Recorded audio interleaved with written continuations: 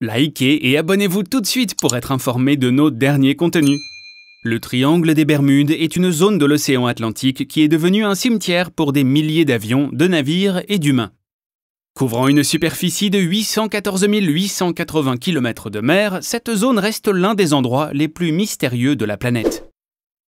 Tout semble confus ici et même les meilleurs théoriciens n'ont pas offert la meilleure explication pour toutes les choses effrayantes qui se produisent là. Sans plus attendre, plongeons dans les 10 théories du triangle des Bermudes. Numéro 10, la théorie du trou de verre. L'une des théories les plus anciennes sur le triangle des Bermudes est celle du trou de verre. Les amateurs de science-fiction l'apprécient particulièrement car pour eux, le récit tient la route. Les personnes qui disparaissent dans le triangle des Bermudes le font sans laisser de traces. Et même une équipe de recherche et de sauvetage surpuissante ne peut les retrouver. Le trou de verre est un portail de voyage dans le temps. Certains scientifiques ne sont pas d'accord avec cette théorie car ils n'ont pas encore trouvé de preuves solides de l'existence d'un vortex. Cependant, ils se méfient toujours du rôle qu'il joue dans la plupart des accidents survenus dans la région. En 1941, un navire de la marine américaine appelé Proteus transportait 55 passagers en cargo, mais a soudainement disparu dans le triangle des Bermudes. Un mois plus tard, un autre navire est disparu de la même manière, avec 61 passagers à bord. Personne ne sait ce qui s'est passé et il n'y a eu aucun appel de détresse du capitaine. Les équipes de recherche n'ont pas trouvé d'épave ni les corps de passagers permettant de confirmer la théorie du trou de verre. Numéro 9, la théorie du gaz méthane. Une autre raison possible de la disparition soudaine du triangle du diable est la théorie du gaz à bulles. En 2016, des scientifiques ont découvert de nombreux cratères élevés sur la côte de la Norvège. Ils ont mesuré un 926 mètres de long et 45 mètres de profondeur. Ils pensent que les bulles provenant de fuites massives de gaz méthane dans les fonds marins forment les cratères. Certains scientifiques pensent que ce gaz méthane est responsable du naufrage de tout ce qui l'entoure. D'autres recherches prouvent également qu'il y a plus de méthane dans certaines parties de l'océan que dans d'autres. Cela explique pourquoi certains déchets coulent dans une mer mais naviguent sans problème dans d'autres. Si le gaz est libéré dans l'eau, le navire coule si vite que le capitaine ne peut appeler à l'aide. Et pour les avions, les pilotes ne réalisent pas qu'ils sont dans le pétrin avant que l'acte ne soit accompli.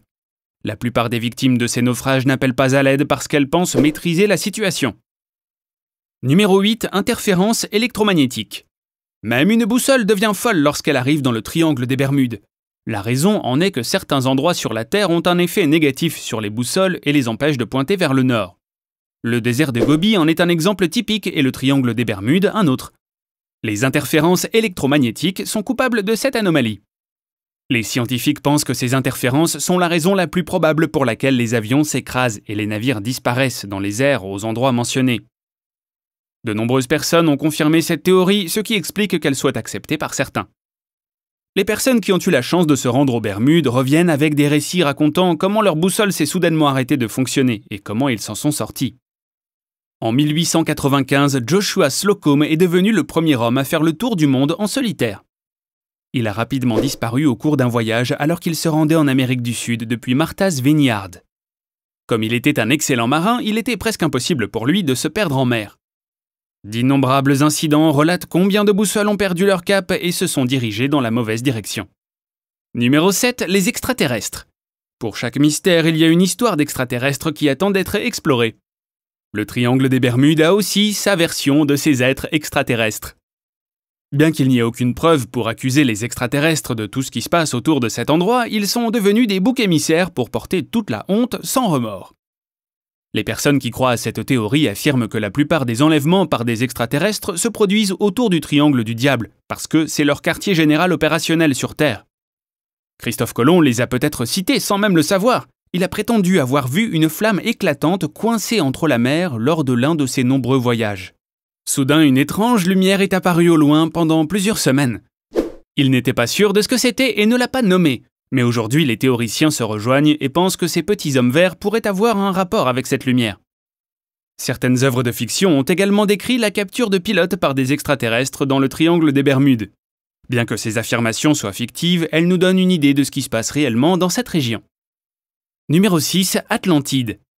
L'histoire du mystérieux triangle des Bermudes est incomplète sans la mention de la cité perdue de l'Atlantide. Les partisans de cette théorie pensent que cet endroit pourrait être la ville mythique d'Atlantide, disparue depuis longtemps. Selon la légende, après que les dieux aient détruit l'Atlantide, celle-ci a coulé au fond de l'océan.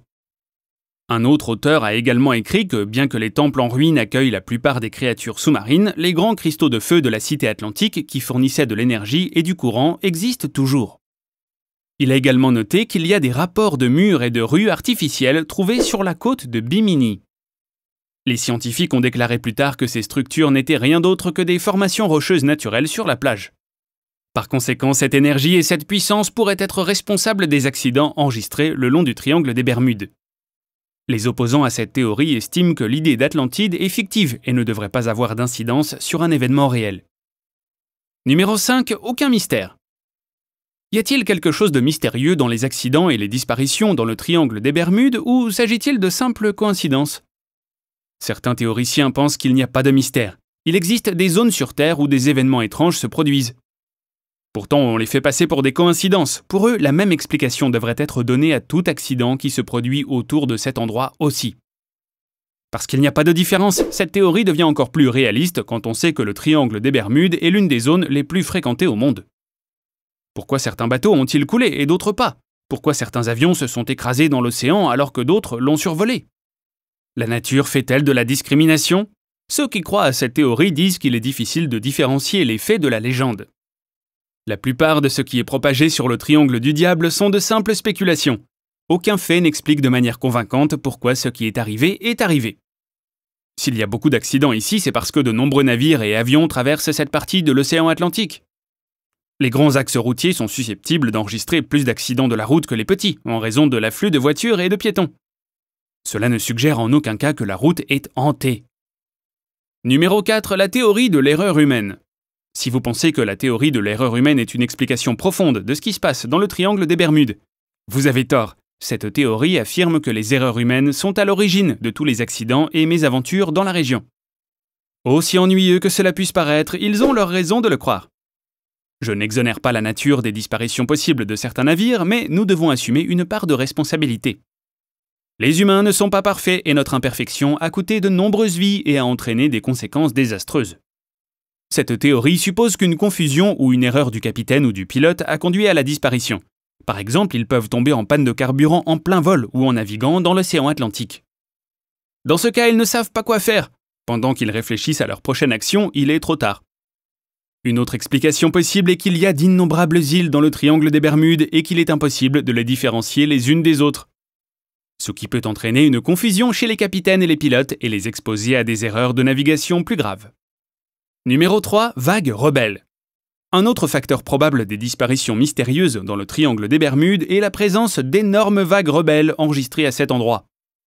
Selon Simon Boxall, lorsque les tempêtes du nord et du sud entrent en collision, elles forment des vagues rebelles capables de causer des dommages importants à tout ce qui se trouve autour du site. Un autre rapport publié dans le magazine Science affirme que ces vagues peuvent atteindre jusqu'à 30 mètres de haut, ce qui en fait les plus grandes jamais connues. Une petite vague est dangereuse, mais une vague de près de 30 mètres de haut, on ne s'attend pas à ce que les navires rencontrent une telle force et restent intacts. Un exemple de cette vague est le tsunami de 30 mètres de haut provoqué par un tremblement de terre dans la baie de Lydia en Alaska en 1958. Le triangle des Bermudes se trouve dans une position stratégique et sera très probablement affecté par cette vague sévère.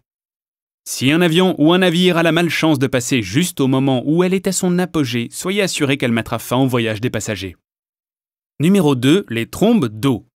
Les trombes d'eau sont comme des tornades, mais elles se forment au-dessus de masses d'eau.